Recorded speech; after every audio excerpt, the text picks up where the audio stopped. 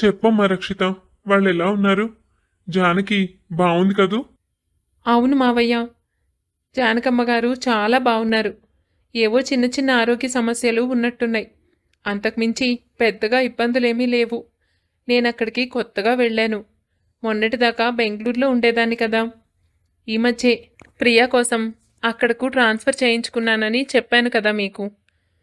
అయితే వెళ్ళినప్పటి నుంచి ఆవిడ నాతో ఎంతో ఆదరంగా, అభిమానంగా మాట్లాడారు. నన్ను ఎంతో బాగా చూసుకున్నారు మావయ్య. ఆవిడ చాలా మంచి వ్యక్తి. అటువంటి వ్యక్తి మీ జీవితంలో లేకపోవడం నాకు చాలా బాధగా ఉంది. మీరెంత మంచివారో అత్తయ్య కూడా అంతే మంచివారు మావయ్య. అవునమ్మా, అదే ఆ విధి మాకు ఇచ్చిన దురదృష్టం. ఏం చేస్తాం? మరి రాహుల్ ఎలా ఉన్నాడు? వాడు అక్కడే ఉంటున్నాడా? అమ్మను బాగా చూసుకుంటున్నాడు కదూ? రాహుల్, నిజం చెప్పాలంటే ఇప్పటిదాకా అతన్ని నేను చూడలేదు. ఏదో కంపెనీలో ఉద్యోగం చేస్తున్నారని జానకమ్మ గారు నాతో చెప్పారు. ఏ సమయంలోనూ అతను ఇంట్లో కనిపించలేదు. ఎప్పుడో పొద్దున వెళ్ళి చాలా ఆలస్యం అయిన తర్వాత తిరిగి వస్తూ ఉంటారు. కానీ ఇప్పటిదాకా నేను అనుకుంటున్న దాన్ని బట్టి అతను నేననుకుంటున్న రాహులే అయితే మీ అబ్బాయి అస్సలు మంచివాడు కాదు మావయ్య. అతను అమ్మాయిలను మోసం చేసే ఒక దుర్మార్గుడు. రక్షిత, అంత మాట అన్నావు? అదేంటమ్మా? కాదు, అలా ఎప్పటికీ కాదు. నా కొడుకు చాలా మంచివాడు. జానకి ఎప్పటికీ కొడుకును అలా పెంచదు. అన్ని విలువలు నేర్పి ఎంతో ఉన్నతంగా పెంచి ఉంటుంది. రాహుల్ ఎప్పటికీ అలా చేయడు. అయినా రాహుల్ని నువ్వు చూడనే లేదంటున్నావు. ఇంతలోనే ఇన్ని అభాండాలేస్తున్నావు. ఏమిటి రక్షిత? ఏదో ఆలోచనలో మనసులో అనుకోవాల్సిన మాట ఉన్నట్టుండి బయటకు అనేసింది రక్షిత. విషయం బయటపడిపోయాక ఏమీ చేయలేక, అవును మావయ్య, నిజమే. నేను మీతో చెప్పొద్దనుకున్నాను, కానీ అనుకోకుండా బయటకు మాట్లాడేశాను. నేను ఒక వ్యక్తిని ప్రేమించానని అప్పట్లో మీకు చెప్పాను కదా. అతని పేరు కూడా రాహులేనని. అతను మీ కొడుకేనని నాకు అనుమానంగా ఉంది. ఇప్పటిదాకా అతని మొహం చూడడం నాకు కుదరలేదు, కానీ మొన్న వెనక నుండి చూసినప్పుడు అచ్చం నేను ప్రేమించిన రాహుల్ లాగానే ఉన్నాడు. అతని పేరు రాహులే.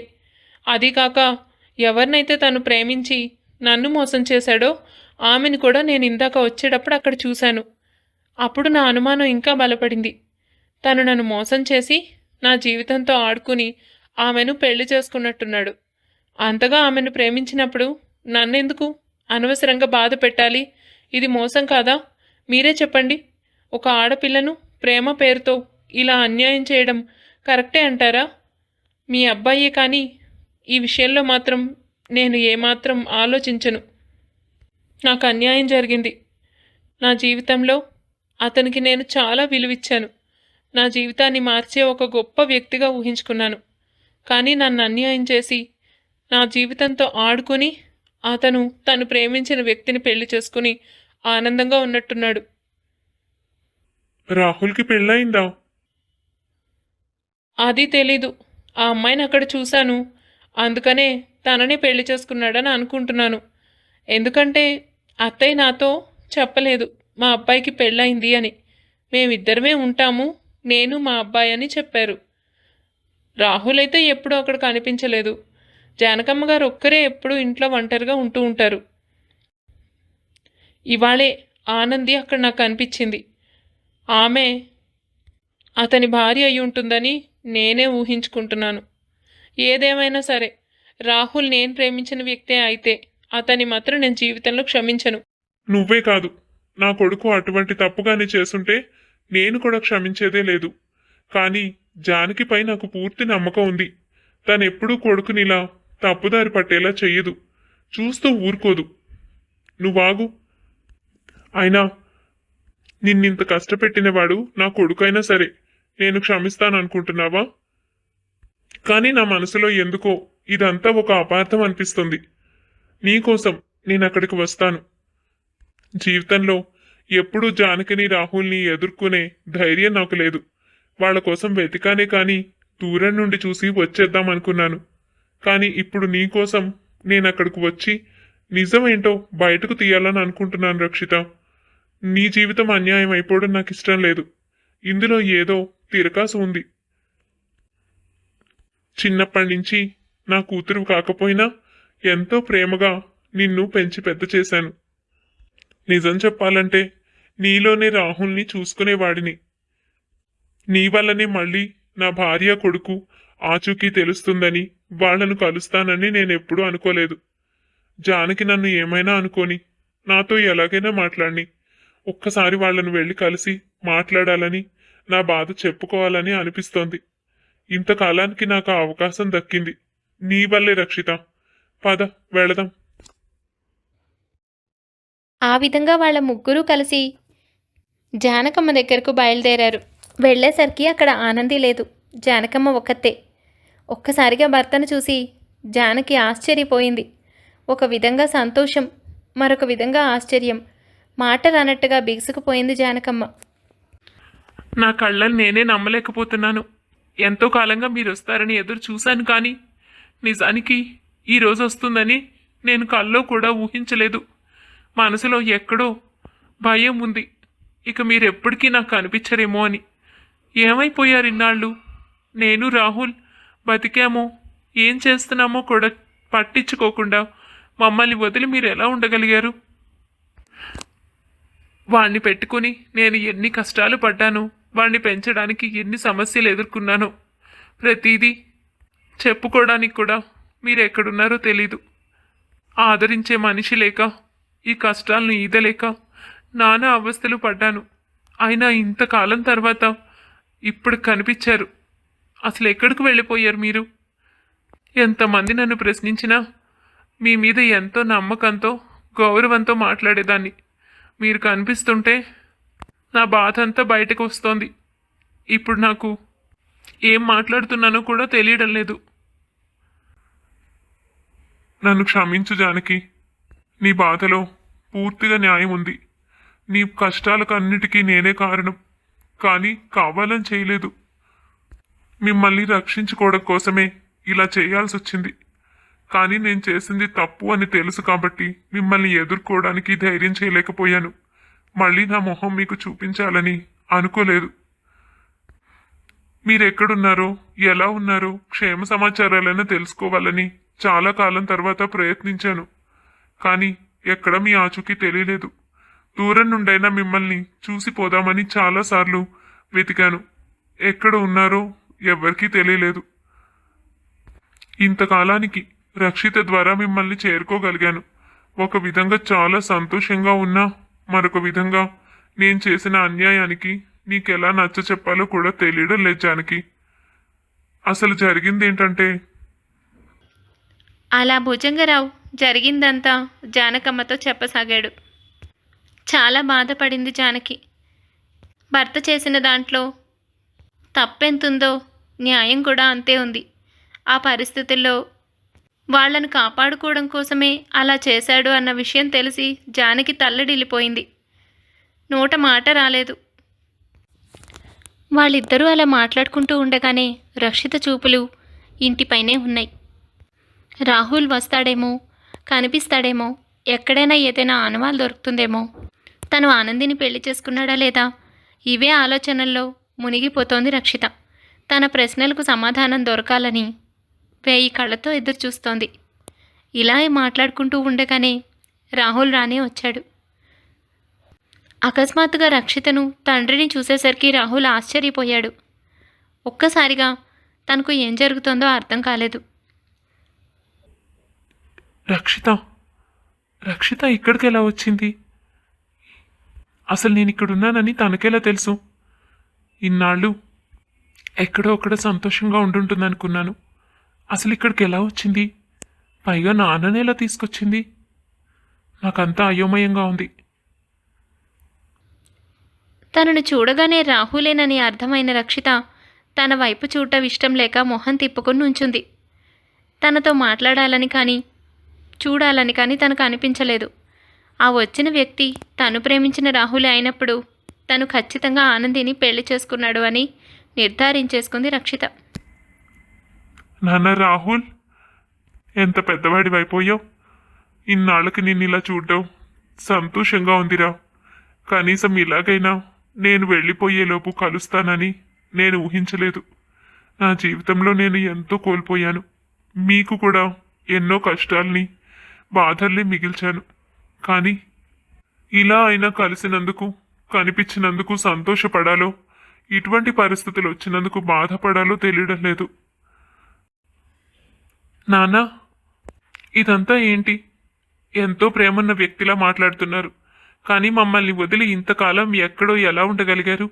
అసలు మేము ఎక్కడున్నామో కనుక్కోవాలని, రావాలని, ఈ కుటుంబానికి మీ అవసరం ఉందని మీకు అనిపించలేదా? ఎన్నో కష్టాలు పడ్డాం. పాపం అమ్మ చాలా ఇబ్బందుల్లో నన్ను పెంచింది. ఇవాళ ఈ పరిస్థితుల్లో ఉన్నానంటే అమ్మ కష్టమే కారణం. అసలు ఇన్నాళ్ళకి మీరు మమ్మల్ని వెతుక్కుంటూ మేమిక్కడ ఉన్నామని తెలుసుకుని ఎలా వచ్చారు? మీకు రక్షితకు సంబంధం ఏమిటి? తనిక్కడికి ఎలా వచ్చింది? అంటే నీకు రక్షిత తెలుసు. రక్షిత చెప్పిందంతా నిజమే అన్నమాట. తను అనుమానిస్తూనే ఉంది నువ్వు తను ప్రేమించిన రాహుల్వే అని. అయ్యో, నువ్వు తనని మోసం చేశావని చెప్పింది. తన జీవితంతో ఆడుకున్నావని, తనను ప్రేమించినట్టు నటించావని రక్షిత చెప్తోంది. నేను నా కొడుకు అలాంటి వాడు కాదని, జానకి ఎప్పటికీ అలా పెంచదని చెప్పాను. ఇప్పుడు చూస్తుంటే నీకు తను తెలుసు అంటే నువ్వే ఆ రాహుల్ అన్నమాట. ఏంటి రాహుల్ ఇది? ఆడపిల్లని మోసం చేసి నాటకాలాడే హీనమైన స్థితిలో నిన్ను చూడాల్సి వస్తుందని నేను అనుకోలేదు. నేను తన్ని మోసం చేయలేదు నాన్న. తనే నన్ను అపార్థం చేసుకుని వెళ్ళిపోయింది. తను మీకేం చెప్పిందో నాకు తెలీదు, కానీ తనే నన్ను, నా స్నేహితురాల్ని అపార్థం చేసుకుంది. నేను తనని మనస్ఫూర్తిగా ప్రేమించాను, ఎంతో ఇష్టపడ్డాను. తన సమస్యలన్నీ తీర్చి ఎప్పుడూ సంతోషంగా ఉండేలా చూడాలని ఆశపడ్డాను. చివరకు అమ్మ ఒప్పుకోకపోతే తనను ఎలాగైనా ఒప్పించి రక్షితనే పెళ్లి చేసుకోవాలి అనుకున్నానే కానీ ఎప్పుడూ తనను చెయ్యి వదలాలి అని నేను అనుకోలేదు. కానీ రక్షిత నాపై ఆ నమ్మకం ఉంచలేకపోయింది. అందుకే నా మనసు దెబ్బతింది. రక్షిత నన్ను, నా స్నేహితురాల్ని అపార్థం చేసుకుంది. తను కావాలని నాకు దూరం అయిపోయింది. నా మీద అంత మాత్రం నమ్మకం లేని వ్యక్తికి నేను మాత్రం ఎలా విలువివ్వాలి? ఒక బంధంలో ఇద్దరికీ సమానమైన ప్రేమ, గౌరవం, నమ్మకం ఉండాలి. ఒక వ్యక్తికి లేనప్పుడు మరొక వ్యక్తి ఎంత పాకులాడినా ఉపయోగం ఉండదు. అయినా బంధాలు, బాధ్యతల గురించి మీ దగ్గర మాట్లాడడం నా తప్పు. జానకమ్మ కలగ చేసుకుని, రాహుల్, అలా మాట్లాడకు. నాన్న ఏ పరిస్థితుల్లో అలా చేయవలసి వచ్చిందో నాకు మొత్తం చెప్పారు. దాని గురించి ఇక వదిలేయ్. ఏదేమైనా సరే, నీ తండ్రిని అవమానించడం, బాధ పెట్టడం సరైన పద్ధతి కాదు. మనకెంతో కష్టం కలిగి ఉండొచ్చు, కానీ నాన్న సుఖం కోసం, సంతోషం కోసం అలా చేయలేదు. మన కోసమే, మనను బాధల నుండి తప్పించడానికే చేశారా. ఇక దాని గురించి పక్కన పెట్టు. నీ విషయం చెప్పు. రక్షిత, నువ్వు ప్రేమించిన రక్షితనేనా? అవును, తనే. ఏమ్మా రక్షిత, నువ్వు వాడికి దూరమై 2 ఏళ్ళు అవుతున్నా ఎప్పుడూ నీ జ్ఞాపకాలతోనే, నీ ఆలోచనలతోనే బతుకుతున్నాడు. వాడు నిన్నేం అన్యాయం చేశాడు? మోసం చేశాడు. నువ్వే తనను అపార్థం చేసుకుని వెళ్ళిపోయావని ఎంతో కాలం నుంచి నేను చెబుతున్నా నీ మీద ప్రేమ చంపుకోలేక మరెవ్వరినీ పెళ్లి కూడా చేసుకోలేదు.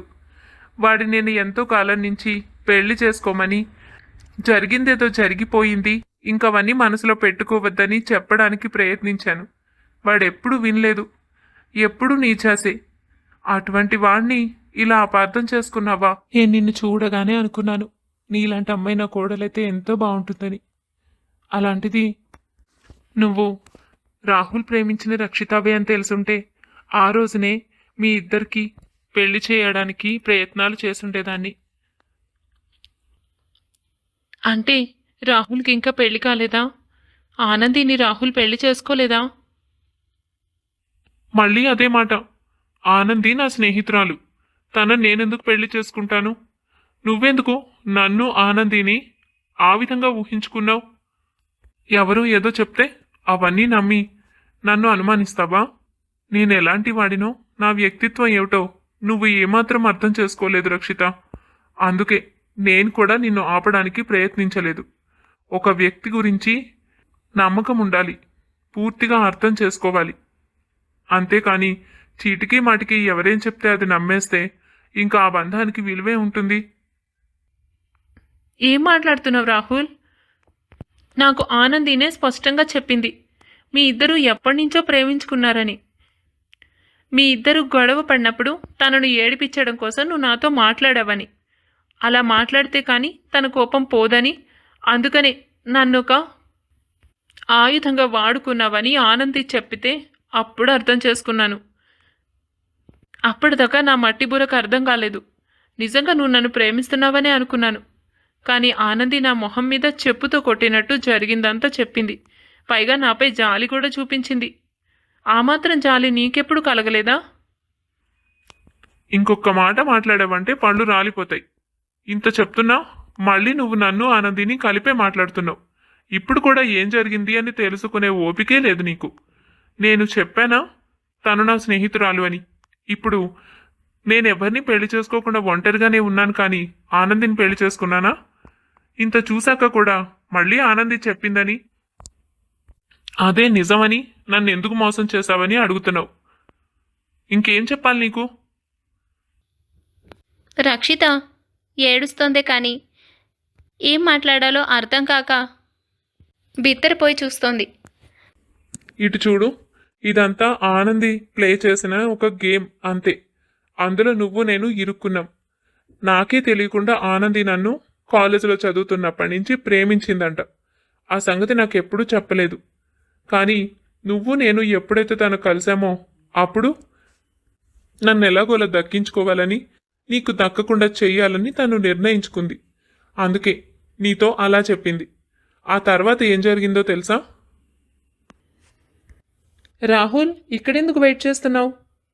ఇంకెందుకు, రక్షిత వస్తుందని నిన్న నాతో ఏదేదో చెప్పి వెళ్ళిపోయింది. నేనేదో మూడ్ ఆఫ్లో ఉండి ఏదేదో మాట్లాడాను.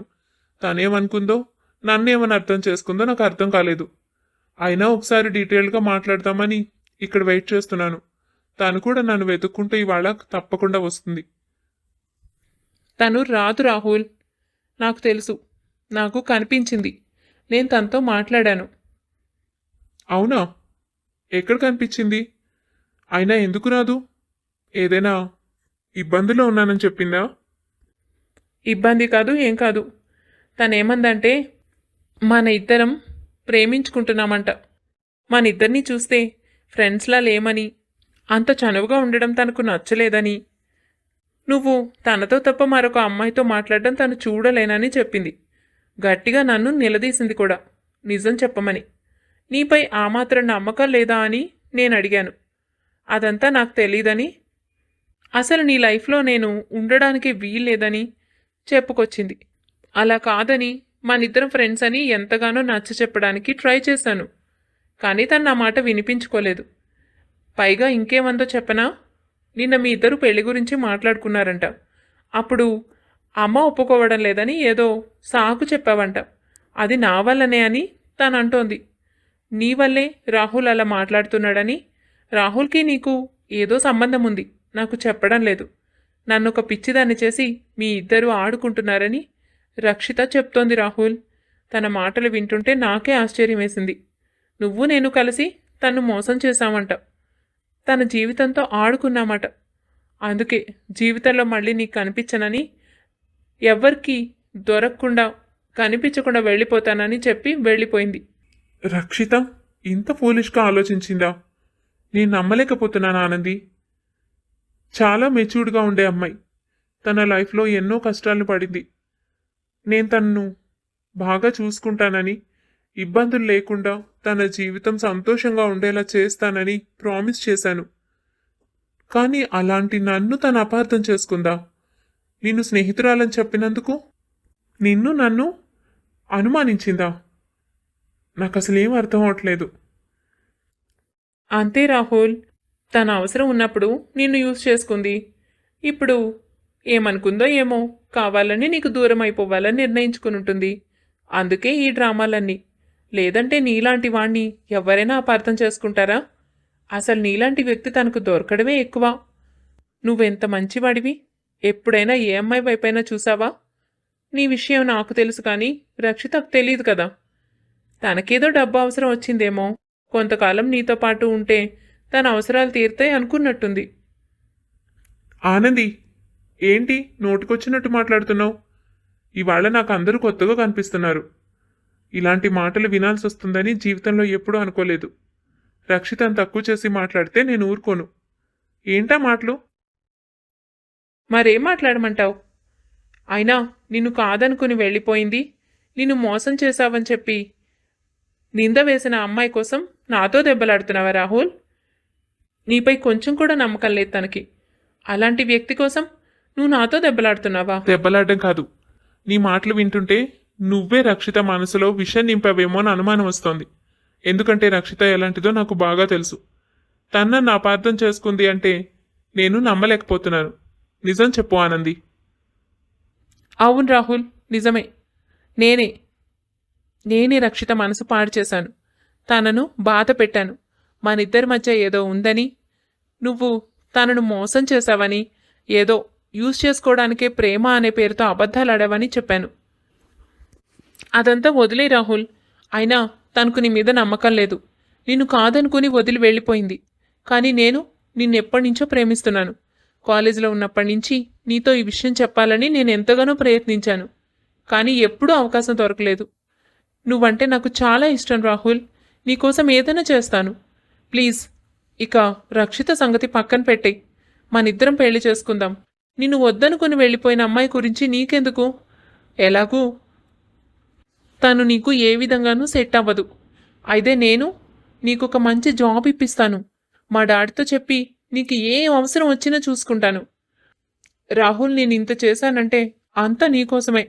నా ప్రేమను అర్థం చేసుకో. మీ ఇద్దరు విడిపోయిన తర్వాతైనా నువ్వు నా ప్రేమను అర్థం చేసుకుంటావన్న ఆశతోనే ఇదంతా చేశాను. నువ్వు నన్ను అపార్థం చేసుకుని తిడితే నేను తట్టుకోలేను Rahul. Please stop it Anandi. నువ్వేం మాట్లాడుతున్నావో నీకైనా అర్థమవుతోందా? రక్షిత దూరమైతే వెంటనే నీపై ప్రేమ పుట్టుకొస్తుందని నువ్వెలా అనుకున్నావు?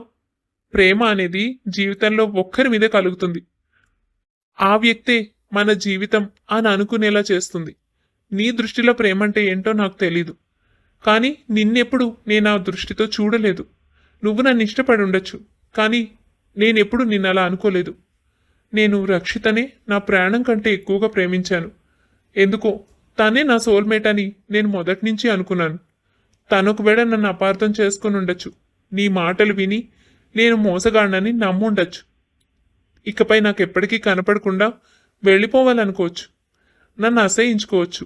ఏదైనా కానీ నేను కూడా రక్షితను అసహించుకుంటానని, ఎవరైతే ఏముందిలే అన్నట్టు నిన్ను పెళ్లి చేసుకుంటానని తప్పుగా అనుకున్నావు. అలాంటి చీప్ క్యారెక్టర్ కాదు నాది. నేనెప్పటికైనా రక్షిత కోసమే ఎదురు చూస్తాను. ఒకవేళ తను ఎప్పటికీ తిరిగి రాకపోతే ఇలాగే ఉండిపోతాను. తన మేలు కోరుకుంటానే తప్ప మరొకరిని నా జీవితంలోకి ఆహ్వానించలేను. నేను నిమిషానికి ఒక రంగు మార్చే ఊసరి పిల్లిని కాదు. తను వెళ్ళిపోయినంత మాత్రాన నిన్ను ప్రేమిస్తానని, పెళ్లి చేసుకుంటానని ఎలా అనుకున్నావు? ఆనంది, నువ్వు మంచి అమ్మాయివి. నీకు డబ్బు కూడా ఉంది. నువ్వు అనుకుంటే ఏదైనా చేయగలవు. పాపం రక్షిత, తన తల్లిదండ్రులు లేరు. మేనత్త దగ్గర ఎన్నో కష్టాలు పడుతూ పెరిగింది. చదువుకుంటోంది. ఉద్యోగం చేసుకొని తన కాళ్ల మీద తను నిలబడాలని, ఏదో సాధించాలని అనుకుంటుంది. అటువంటి అమ్మాయికి తోడుగా ఉందామనుకుంటే నువ్వు నీ స్వార్థం కోసం ఇవాళ తన జీవితాన్ని, నా జీవితాన్ని కూడా పాడు చేసావు. ఇప్పుడు రక్షిత ఎక్కడికి వెళ్ళిపోయిందో కూడా తెలీదు. దీనివల్ల నువ్వేం సాధించాలనుకున్నావు? ఒకవేళ నువ్వు బలవంతం పెట్టినా, లేక నేనే రక్షిత వెళ్ళిపోయిందన్న కోపంతోనూ నిన్ను పెళ్లి చేసుకోవడానికి ఒప్పుకున్నా, పెళ్లి చేసుకున్నా నీపై నిజంగా ప్రేమ కలుగుతుందని నువ్వు అనుకున్నావంటే నువ్వు ఎంత అమాయకురాలివో అనిపిస్తుంది నాకు. అవసరాల కోసం పుట్టింది ప్రేమేలా అవుతుంది ఆనంది? ఇంత చిన్న విషయం అర్థం చేసుకోలేకపోయావు. అనవసరంగా మా మధ్య గొడవలు పెట్టావు. ఇప్పుడు నువ్వు రక్షితను తిరిగి తీసుకురాగలవా? ఆనంది ఏమీ మాట్లాడలేకపోయింది. రాహుల్ని ఎలాగోలా దక్కించుకోవాలన్న ఉద్దేశంతో వాళ్ళిద్దరి మధ్య గొడవలు పెట్టి మొత్తం మీద దూరం చేసింది. ఇంత కష్టపడినా ప్రయోజనం లేకపోయింది. రాహుల్ తన మాట వినడం లేదు, తన వైపు చూడాలని కనీసం తనను అర్థం చేసుకునే ప్రయత్నం కూడా చేయడం లేదు. అంటే తను చేసిందంతా వృధా. ఈ విషయం అర్థమయ్యేసరికి ఆనందికి ఏం మాట్లాడాలో ఏం చేయాలో తెలియలేదు. కానీ రాహుల్కి మాత్రం ఆనందితో పాటు రక్షితపై కూడా చాలా కోపం వచ్చింది. ఇలాంటి చిన్న చిన్న విషయాలు, ఎవరో చెప్పిన విషయాలు నమ్మి రక్షిత తనను అనుమానించిందని చాలా బాధపడ్డాడు రాహుల్. అయినా రక్షిత కోసం వెతికాడు, కానీ తను దొరకలేదు. ఇలాగే ఆనంది ఎన్నోసార్లు రాహుల్ మనసు మార్చడానికి ప్రయత్నిస్తూనే ఉంది. కొంతకాలానికి రాహుల్ చెప్పింది అర్థం చేసుకున్న ఆనంది ఇక తనను ఆ విధంగా డిస్టర్బ్ చేయకూడదని నిర్ణయించుకుంది. ఇది జరిగింది. ఇందులో నా వైపు నుంచి ఆలోచిస్తే ఆనంది తప్పు ఎంతుందో నీ తప్పు కూడా అంతే ఉంది. నీకు ఆనంది చెప్పిందల్లా గుడ్డిగా నమ్ముతావా? కనీసం నన్ను వచ్చి అడగాలని కూడా అనిపించలేదా నీకు? ఇంతకాలం నాకు దూరం అయిపోయి నువ్వేదో త్యాగం చేసినట్టు, నేనేదో నిన్ను మోసం చేసి అన్యాయం చేసినట్టు నీకు నువ్వే ఊహించేసుకుని అందరితోనూ చెప్తున్నావు. ఏం జరిగిందో తెలుసుకునుంటే ఈ పాటికి ఎప్పుడో మనం సుఖంగా ఉండేవాళ్ళం. రక్షిత సైలెంట్ అయిపోయింది. తాను చేసింది తప్పే. అప్పుడు కానీ అర్థం కాలేదు రక్షితకు. ఏం మాట్లాడుతుంది? ఆంటీ, కానీ నేను ఇక్కడి నుంచి వెళ్ళేటప్పుడు ఆనందిని చూశాను. తను మీ ఇంటికే వస్తోంది. మీ దగ్గరకు వచ్చి మాట్లాడుతున్నట్టు నాకు దూరం నుంచి కనిపించింది. మరి అదెలా? అది ఆమె ఈ మధ్యనే పెళ్లి చేసుకుంది రక్షిత. ఆ పెళ్లికి నన్ను రాహుల్ని రమ్మని మరీ చెప్పి ఇన్వైట్ చేసింది. కానీ మేం వెళ్ళలేదు. రాహుల్ తనను పెళ్లి చేసుకోను అని అయితే కరాఖండిగా చెప్పేశాడు. కానీ ఆ తర్వాత జరిగిందంతా నాకు ఇంటికి వచ్చి చెప్పాడు. ఒక విధంగా ఆనంది మాటలు నమ్మి రాహుల్తో అలా మాట్లాడినందుకు నేను కూడా చాలా బాధపడ్డాను. అనవసరంగా నువ్వు రాహుల్ దూరం అవడానికి నేను కూడా ఒక కారణం అయ్యానేనని ప్రతిరోజు బాధపడుతూనే ఉంటాను. అదే ఆనంది కూడా చాలా కాలానికి ఇక రాహుల్ తనను ఇష్టపడడని, పెళ్లి చేసుకోవడాన్ని అర్థం చేసుకుని తన దారి తాను చూసుకుంది. పెళ్లికి రాలేదు కదా అని మమ్మల్ని ఇద్దరినీ ఒకసారి కలిసి గిఫ్ట్ ఇచ్చి వెళ్ళాలని వచ్చింది, అంతే. ఇదంతా నేను ఆనంది మాటలు నమ్మడం వల్లే జరిగింది. నిజం రక్షిత, తను నాతో చెప్పిన దాన్ని బట్టి నువ్వు రాహుల్ జీవితంలో ఉంటే రాహుల్ ఏమైపోతాడో అని కంగారు పడి వాడి జీవితం కాపాడుకుంటున్నాను అనుకుని మీ ఇద్దరికీ పెళ్లి చేయడం కుదరదని రాహుల్తో తెగేసి చెప్పాను. ఆనంది తన స్వార్థం కోసం మన ముగ్గురితో చెరో విధంగా మాట్లాడి ఈ గొడవలన్నీ సృష్టించింది. పాపం ఇందులో రాహుల్ తప్పేమీ లేదు. తను ఇప్పటికీ కూడా నిన్నే ఇష్టపడుతున్నాడు. జరిగిందంతా వింటి రక్షిత చాలా బాధపడింది. తను ఆనంది మాటలు నమ్మడం వల్ల జరిగిన చిన్న అపార్థం ఇంతదాకా తీసుకొచ్చింది. ఇన్నాళ్ళు తను బాధపడేలా చేసింది. ఇక జరిగిందేదో జరిగిపోయింది. దాని గురించి ఎవ్వరూ ఆలోచించకండి. ఇప్పటికైనా మీ మనసులు మిమ్మల్ని ఇద్దరినీ ఒక్కటి చేసాయి. మేము మీ ఇద్దరికి దగ్గరుండి పెళ్లి చేస్తాం. ఇక నుంచైనా సంతోషంగా ఉండండి. అంతా ఒక్కటైపోయారు. అన్ని చిక్కులు విడిపోయాయి. ఇక రక్షితకు రాహుల్కు పెళ్లి చేయాలని ముహూర్తాలు కూడా పెట్టేశారు. పెళ్ళయ్యేదాకా అక్కడే ఉండి తన చేతులతో కొడుకు పెళ్లి చేయాలని భుజంగరావు అనుకున్నాడు. ఈ విషయాలన్నీ రక్షిత మేనత్త పంకజం చెవిన పడనే పడ్డాయి. రక్షిత భుజంగరావు అప్పుడప్పుడు కలుస్తున్నారని, రహస్యంగా తన వెనక ఏదో జరుగుతుందని అనుమానించిన పంకజం మొత్తం మీద ఎవరి ద్వారానూ ఈ విషయాలన్నీ తెలుసుకుంది. అక్కడ ఇక్కడ కనుక్కుంటూ మొత్తం మీద జానకమ్మ ఇంటికి వచ్చేసింది పంకజం. ఏంటి మీరు ఇంతకాలం నాకు ఎక్కడున్నారో కూడా తెలియనివ్వకుండా దూరం పెట్టారు. 2 ఏళ్ళయింది. ఎప్పుడైతే రక్షిత ఇంటి నుండి వెళ్ళిపోయిందో అప్పటి నుంచి మీరు కూడా ఎక్కడున్నారో నాకు తెలియనే లేదు. ఏదో డబ్బు వస్తుందన్న ఆశ కొద్దీ దాన్ని ఎవరికో ఇచ్చి పెళ్లి చేయాలని అనుకున్నాను. అంత మాత్రాన అది నాకు కనపడకుండా వెళ్ళిపోయింది. మీరు నేనేదో మహానారం చేసినట్టు కుటుంబాన్ని వదిలేసి పిల్లలు ఏమైపోయారో కూడా పట్టించుకోకుండా వచ్చేస్తారా? మేమేమైపోవాలి? పంకజం, నువ్వు న్యాయం అడగద్దు. భార్య పిల్లలు ఏమైపోతారనుకుని ఆ రోజు నన్ను బలవంతంగా ఇక్కడి నుండి నా పీక మీద కష్టాలు తెచ్చిపెట్టి మరి నన్ను ఇక్కడి నుంచి తీసుకువెళ్ళిపోయావు. ఆ రోజున జానకి, రాహుల్ నాకు భార్య పిల్లలేగా. ఇంత పెద్దవాళ్ళైపోయిన కొడుకు కూతురు ఉన్న నువ్వే మేమేమైపోవాలి అని అడుగుతున్నావే. ఆ రోజున రాహుల్ ఇంకా చాలా చిన్నవాడు. జానకి ఎలా బతుకుతుందనుకున్నావు? నువ్వు కోరుకున్నది నీకు దక్కడం కోసం మరొకరి జీవితం నాశనం చేయాలనుకున్నావు. తమ్ముడు కూతురని కూడా చూడకుండా రక్షిత జీవితం నాశనం చేయాలని, ఆ డబ్బుతో నీ కూతురికి కొడుక్కి కావలసినవన్నీ జరుపుకోవచ్చని ఆశపడ్డావు. నీకంటే స్వార్థపరురాలు ఈ ప్రపంచంలో ఎవ్వరూ ఉండరు.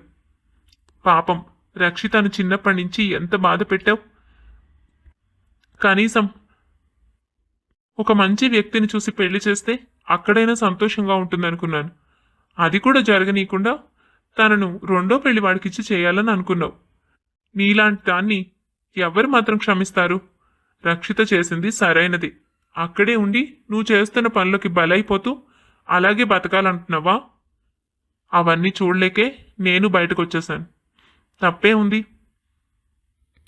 ఏదో డబ్బుకు ఆశపడి చేశాననుకోండి, అంత మాత్రాన అది నా మేనకోడలు కాకుండా పోతుందా? మీరు అది కలిసి గట్టిగా చెప్పుంటే ఊరుకునేదాన్ని. ఇంత చిన్న విషయానికే ఇంటి నుండి వెళ్ళిపోవాలా? దానికోసం ఎప్పటి నుంచో ఎక్కడెక్కడో వెతికిస్తున్నాను తెలుసా? జరిగిందేదో జరిగిపోయింది. ఇప్పుడు అయిపోయిన దాని గురించి మీరు నన్ను దెప్పి ప్రయోజనం ఏముంది? మీరు కూడా మీ కుటుంబాన్ని మళ్ళీ చేరుకున్నారు. అది కూడా తను ప్రేమించిన వ్యక్తిని కలుసుకుంది కదా. ఇక నన్ను ఒక్కదాన్ని వేరు చేయడం ఎందుకు? నేను కూడా మీ అందరితో పాటు కలిసి నా మేనకోడలు పెళ్లి చేయాలనే వచ్చాను. పద్ధతి ప్రకారం మేనకోడలు నా దగ్గర పెరిగింది కాబట్టి అది పుట్టిల్లు కింద సమానం.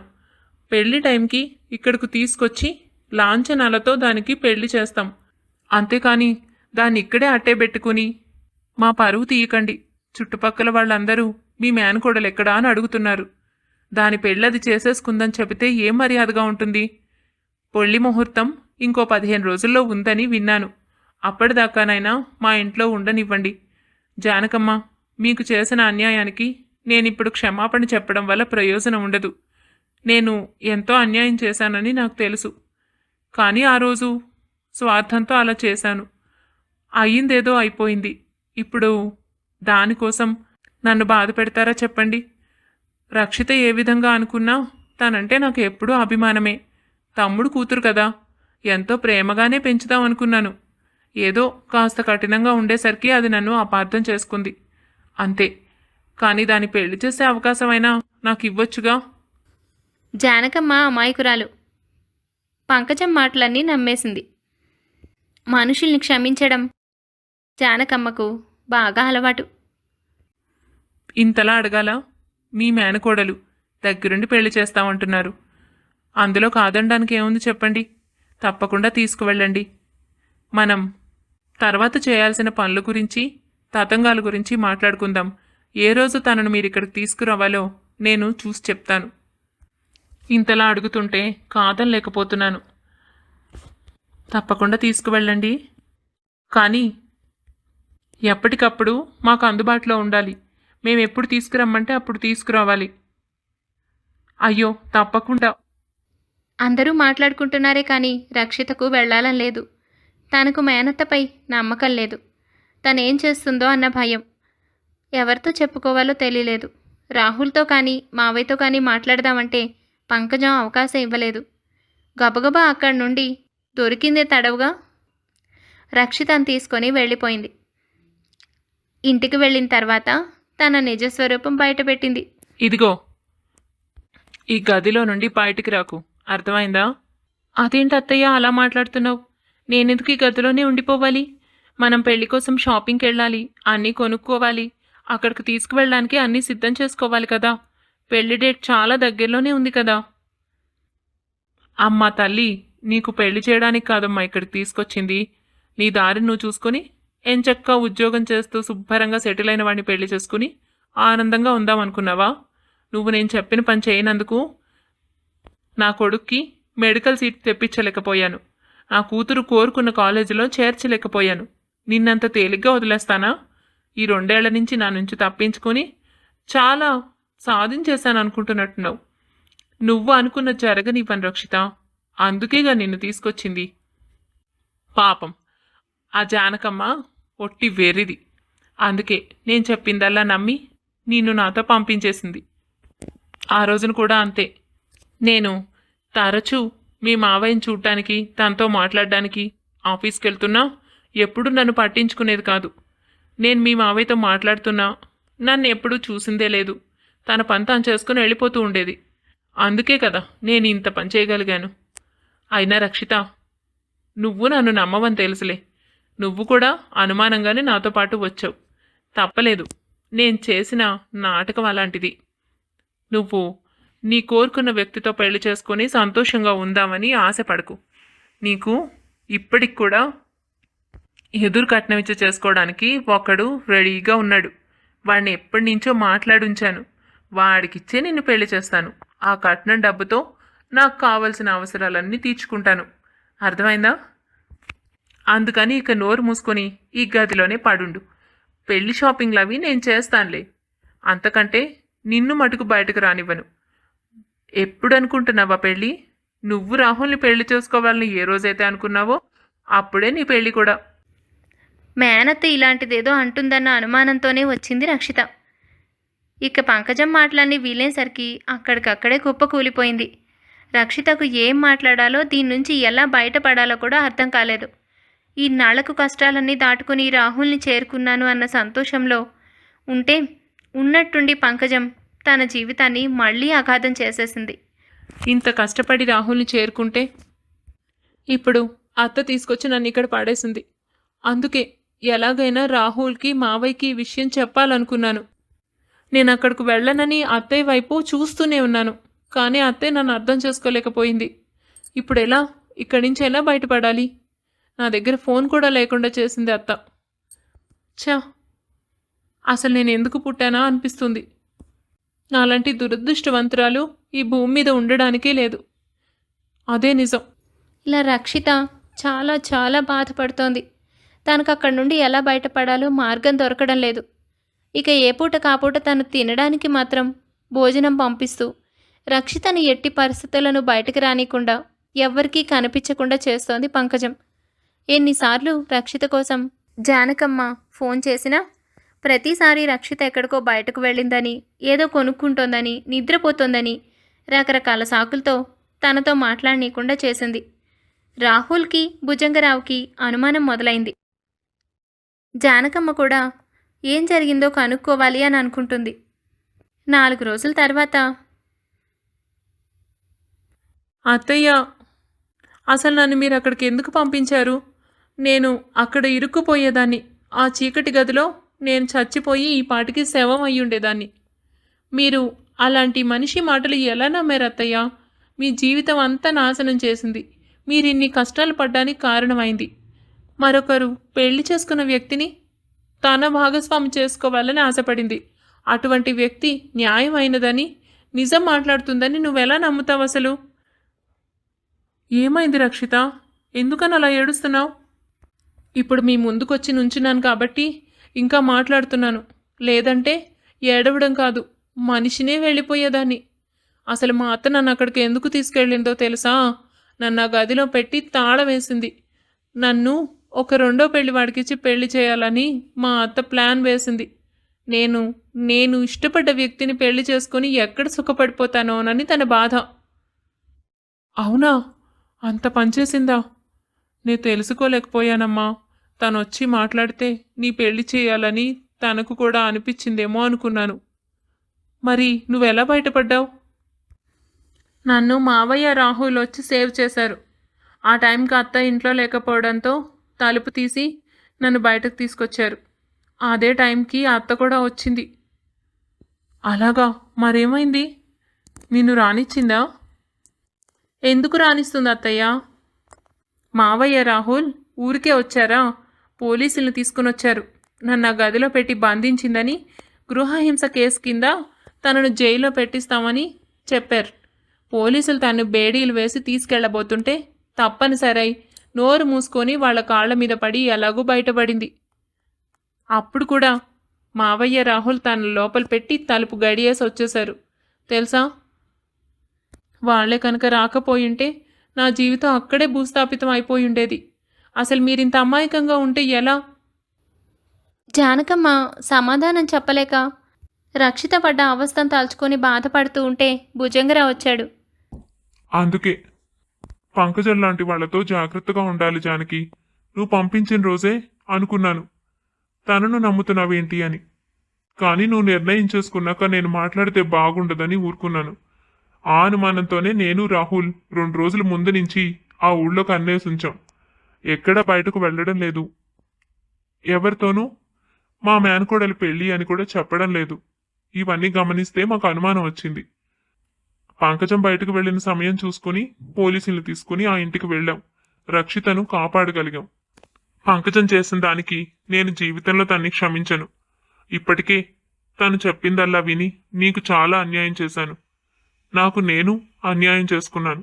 తనకు తెగించి చెప్పి వచ్చాను ఇకపై తన మొహం చూసేది లేదని.